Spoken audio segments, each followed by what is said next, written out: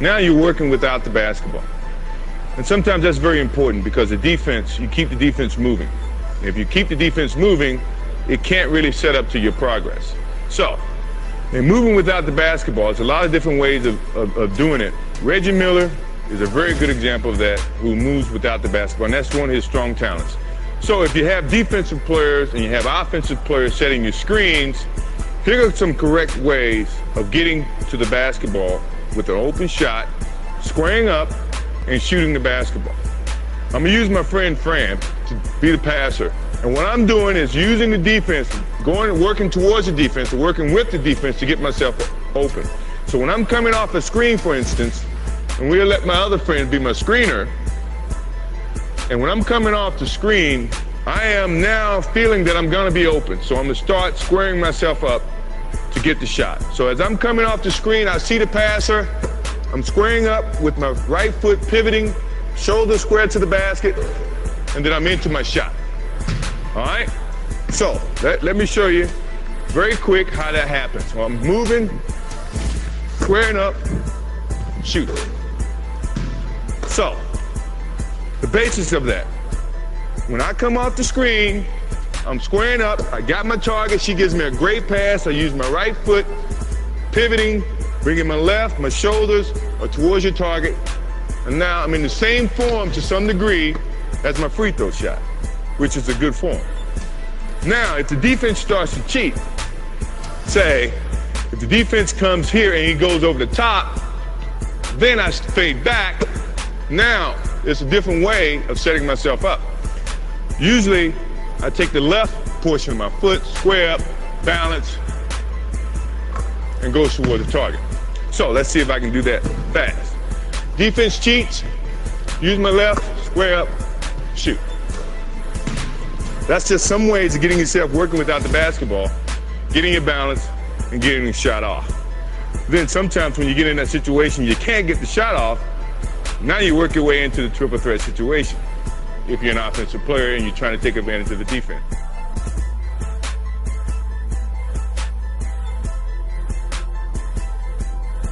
As I said, now you gotta be able to shoot it on both sides. And it doesn't change going from that side of the court to this side of the court. Everything are basically the same. You always want to protect the basketball as an offensive player. So if I'm going baseline to shoot my fadeaway, I'm not carrying the ball low, trying to gain up and get momentum. I'm carrying it high so the defense cannot strip at the basketball. So once I carry it, my left, trying to square up my shoulders towards the target, but I'm pushing away from the target itself, okay? When I go to the right, nothing changes from what happened on the other side. I'm leading with my left, carrying the ball high, pushing off, fading from the basketball. Now, let's do it in quick form so you can see how everything operates. Here, here, here, here. All right? It takes a lot of energy from your legs. It takes a lot of loading up from your legs to get the height and the momentum going away from your target, which is not customary how you should shoot a basketball, not fundamentally sound, but yet it's a shot that creates space from your defense. And if you perfect it, it's hard to defend.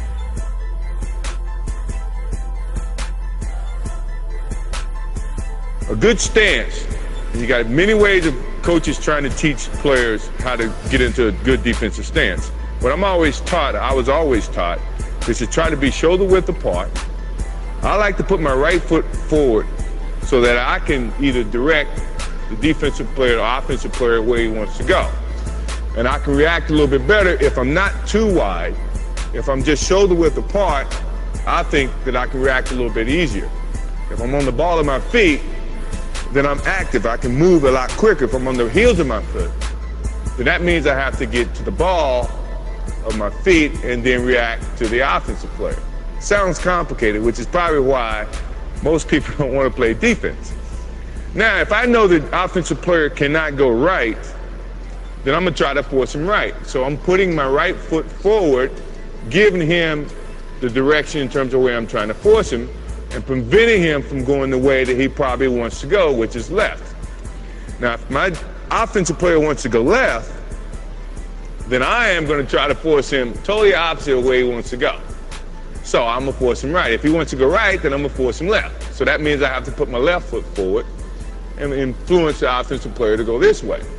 If I'm guarding the guy at the center of the basketball court, because my reaction is a little bit better going to my left, I am going to put my right hand or my right foot forward, forcing the offensive player that way. Now, in terms of your hands, what do you do with your hands? A lot of coaches say your right hand is going to be mirroring the basketball. So if the offensive player is starting to look for a pass, you, as a defensive player, is going to sit here and mirror the basketball so that you can kind of deflect the basketball and not give him a direct passing lane to the offensive player or his other offensive player. Your left hand, if you're taking a right foot stance where your right foot is ahead of the left and you're trying to influence him to go to his right, your left, it's going to be sitting here charming at the basketball, trying to flick the basketball. Not this way, because that's how you get fouls. If the offensive player is there, you're mirroring the basketball and you're doing this, trying to flick the basketball loose. And if you're coming from underneath the basketball, you're not as opted as to foul the offensive player. I really don't understand the physics of jumping and how you increase that. The things that I can say that I did when I was a kid to improve my jumping are very basic things. I used to ride the bicycle a lot. I used to work on jumping. I used to just try to jump and try to dunk. And I guess if you exercise that muscle to that activity, somehow it's going to improve. How much it improves, no one can really dictate who's going to be the greatest leaper of all time or when the next player is going to be a great leaper. But those are the things that if you work on your jumping to some degree, it's going to improve some. Will it maximize your opportunities? No. I think to be a better basketball player, you don't have to jump high. You just have to be smart in how you utilize the skills that you've been given. Conditioning and nutrition is very important to participating in an athletic event. Not just basketball, but any other participation of an athletic event. I think you have to take it very seriously. It takes a lot of dedication. And I think it may vary from player to player. In terms of what I used to do, I used to work out every single day, some with weights, some without weights, just aerobic exercises. Stretching is very important. I think you should always involve stretching with your conditioning as well as with your pre-workout routine. I think in terms of just getting in shape and running, I used to run a lot of sprints. I used to do a lot of weights. That's going to improve my strength as well as my stamina. With basketball, stamina is very important, and I think you have to somehow make sure you push yourself every time you step on the basketball court. We should do sprints, long distance some, but my nutrition is very important as well. You got to eat 3 good meals a day. I should start off with a great breakfast, pancakes, cereal, something of that nature. Go to practice, and then work out after practice, then have a great meal after practice, and then finish up on a great meal in the evening. Getting a lot of rest is very important. I think it's very hard for an individual to go out and operate and demand his body to push itself if they don't have the proper rest. On game days, I used to eat my favorite meal, which is 4 hours before game time, steak and potato. And I felt like that gave me the energy that I needed to go out and play a good, hard basketball game and have great recovery time after that.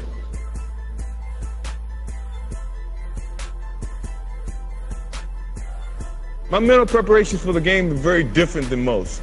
I try to relax myself. I'm a jokester, a prankster, if you want to say it that way. I listen to music, I joke around with the guys, I take my whole mind away from the game itself, and then when the time comes to focus on the game, I focus on my athletic skills and putting it together with the team and somehow collectively going out and doing our jobs each and every day. I challenge myself to be the best basketball player every moment that I'm playing the game of basketball. And sometimes that means tricking yourself in your mind to say that you can't do this or your weaknesses are here, but yet you still try to work on improving those weaknesses. A lot of people may say, well, Michael Jordan never had weaknesses. Michael Jordan had weaknesses. He just had to dig deep inside himself to figure out what they were and challenge himself to improve those weaknesses. So mentally, I like to challenge myself to go out and play a perfect basketball game. Although I know you can't do that. It's practically impossible to play a perfect game, but that doesn't mean you can't challenge yourself to do that.